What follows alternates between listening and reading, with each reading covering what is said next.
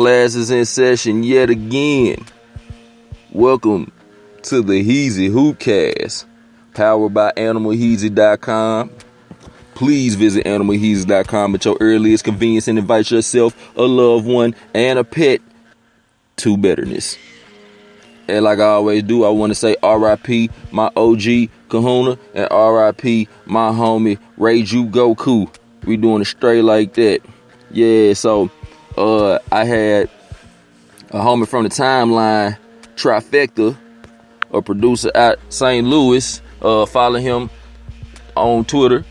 That's I think it's TRIFECKTA.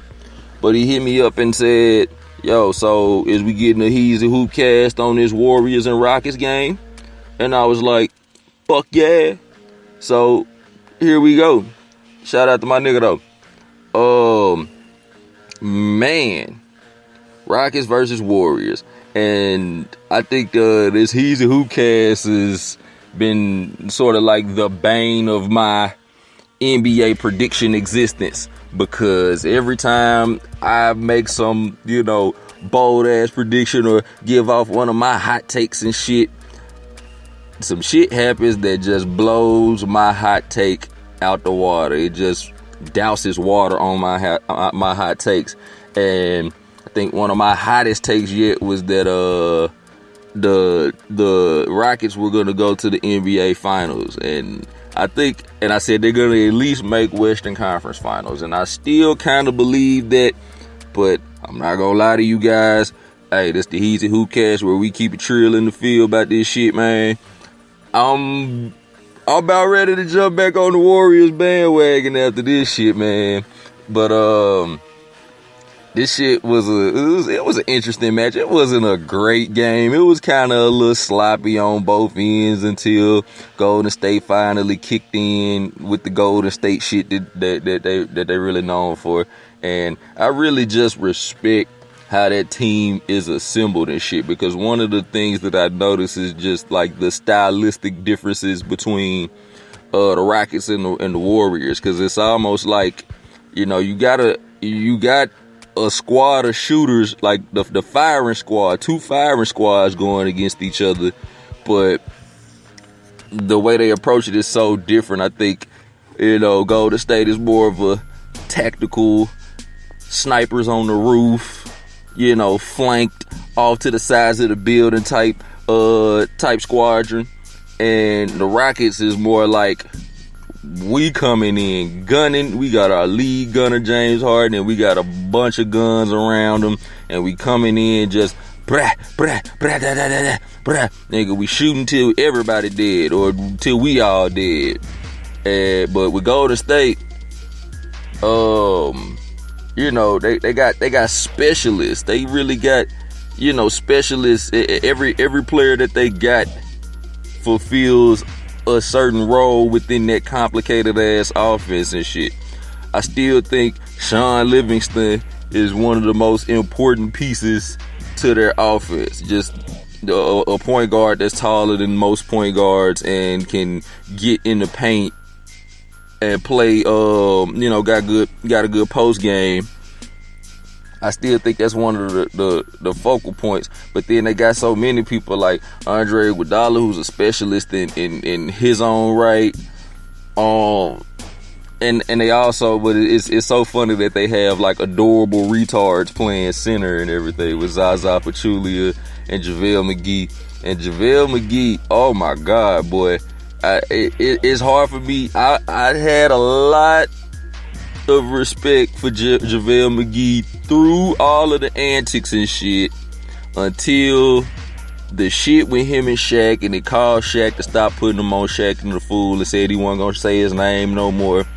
And in a way I feel like Shaq kind of just like, okay, I ain't gonna say nothing else about you. We gonna let you dig your own grave. And we had a point in this game versus the Rockets where I think he went off for like 13 points in 5 minutes or some shit like that. But he had a whole lot of JaVale Shackton moments in this motherfucker. And I'm mad that I ain't gonna be able to see that on the countdown. But anywho, adorable retards playing center because you don't expect them to do much. It's like they hired bodies. We need your body down in the paint. We need you to block shot when you can. We need you to, get an open lob, get an open dunk in the paint, when all of our shooters is being covered. And that's easy, but they still so retarded that whenever they make a play, you're like, yay! Clap, clap, clap, clap, clap, clap, clap, clap, clap. You know what I'm saying? But anywho, so just some observations from the game because it really wasn't like I really didn't get too much credit from the game. So just some observations. The first quarter, Golden State got out on a 10-2 run. It started looking like it's gonna be one of those games where they just gonna take off on these niggas. Then Houston starts a 10-2 run of their own in less than a minute, and that's why I still kind of believe in Houston because that quick they could go on some shit like a 10-2 run in less than a minute. But that nigga Clay, was shooting air balls and shit. I think he had missed like 7 in a row in the second quarter. And I've always believed Klay Thompson to be kind of a fluke player, a good defender, but a fluke player and shit. But I will admit, I still think he's fluky, especially watching this game. But he's a highly improved fluke. And that jumper still a little fluke, but it's a highly improved fluke jumper. You got Aaron Gordon out there looking like Danny Green and shit, looking like he can't be trusted to put the ball on the ground and shit, just spot up and shoot. And niggas got to find him better spots to spot up because every time that nigga put the ball on the ground, I was like, oh no, baby, what is you doing? You know what I'm saying? Whole lot of bullshit calls and non-calls, and I know I said on the last Hoopcast that I'm going to still keep watching the game, which I still am. I'm going to keep making Heezy Hoopcasts about the games that I'm watching. I still will.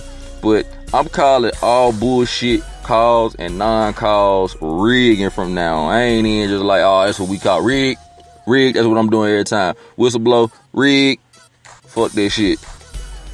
Cause, nigga, these is the highest paid players at the highest level of basketball in the world, and I think the referees should be held to that same type of standard and shit. And when they blowing calls or making bullshit non-calls, I feel like they're never held accountable, especially from the finals and shit last year where we saw all of the bullshit calls and non-calls. Yeah, they control the game, and I still just like to see ballers just put the ball in the hole regardless of how much the refs dictate the game.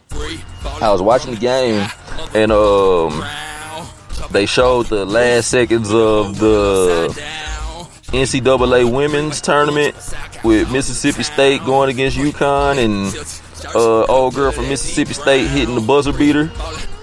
So, congrats to the Mississippi State girls. Only reason I probably would have even known that is by watching this game and having them interrupt the game and shit. But congratulations to the Mississippi State girls, man.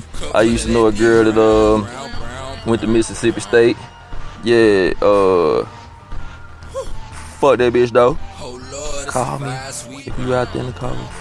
Call a nigga. But so Montrezl Harrell out there, man. Was Nene hurt? Is he hurt? Is he resting? Like, what the fuck going on? Because I ain't think Montrezl Harrell, there's no other situation where he should be getting that much tick or whatever. And like the announcer said, good energy player and everything. And he's good with a lob or a putback. But as soon as he gotta make a move in the post or something, man, that nigga's no bueno. And the nigga was playing in Jordan 11 lows, which is a tad bit childish if we keeping it real. But bring the Nene back, free Nene, man, shit. And I think that was a lot of what was missing from this game was Nene, and James Harden was looking like Steph Curry after the knee injury in the playoffs last year. Like, he is visibly not 100%. And not that I'm making excuses for the Rockets and everything. I just wonder how much different this game would have gone if James Harden was anywhere close to 100% and the Nate was playing. But then again, you could make the argument on the other side. What if Kevin Durant was playing? You know? So, fuck it. But Houston troubled me and had me ready to hop back on the Golden State bandwagon because they could not stand up to Golden State's defense. Once, like the first half was kind of sloppy on both ends and shit, with the Rockets kind of getting the best of the first half matchup. But in the second half, it seemed like they really locked in on defense, and every time Houston made an entry pass to the paint, oh my God, they getting it swatted, nigga. Like Eric Gordon getting ball smacked out his hand. Montrezl Harrell getting the ball smacked out his hand. Even Clint Capella, who, you know, is pretty good big man, getting the ball swiped out his hands. And every time the ball touched the paint, it was transition. It was fast break for Golden State. I was like, what the fuck? Because I like and respect Houston as a grittier team. Like, a way grittier team than Golden State. The Warriors are, you know, really finesse, really precision based, and the Rockets just got slick animals. They got shooters and savages out there. I think Capella's a savage. I think Nene is a savage, even though he didn't play. And Patrick Beverly is a savage. Montrezl Harrell, who is a kind of like the forward center version of Patrick Beverly. Savage. Niggas who play with an edge, niggas who play with attitude and shit. Yet, I don't know, with just good old fashioned know-how and ingenuity and shit, they put them clamps on them. Golden State put the clamps on them and shit. So, I don't know, bruh. I still say Rockets, Western Conference Finals, especially if they got all of their pieces, Nene, Ryan Anderson. I still say Western Conference Finals, but I also do not want to see Golden State and Houston in any type of fucking series.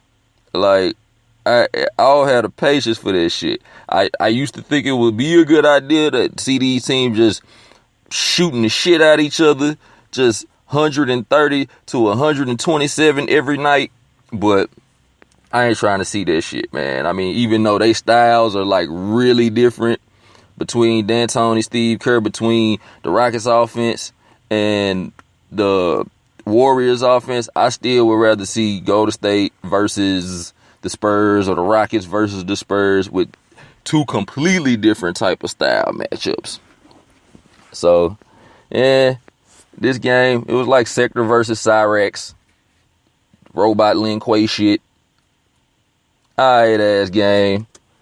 Would have liked to see the Rockets pull it out. So I ain't got to hop back on the Golden State bandwagon. But now that they dialed in and there's a Kevin Durant coming back, they kind of looking still like the best team in basketball, especially with the Cavs struggling, especially with the Spurs looking like they don't know what the fuck to do, and Kawhi's not on the court even though they still have an awesome squad. I didn't know Houston had the third best record in the league. So I mean, but your record don't really mean shit except towards your seeding, you know, because you go play a whole lot of teams that you better than.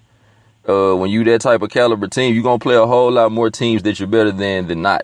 So it's all about what you do when you run up against the teams who are just as good as you, if not better. And last night, Golden State looked like the better team. So that's my dad on that, man. What is this, session number 15? Hey, another one in the books. AnimalHeats.com. Go there now. In the meantime, holla at your boy Bread versus Yoga on Twitter. Shout out my nigga Trifecta. Shout out my nigga Twan Speaks. Hey, AnimalHeats.com. We out of here.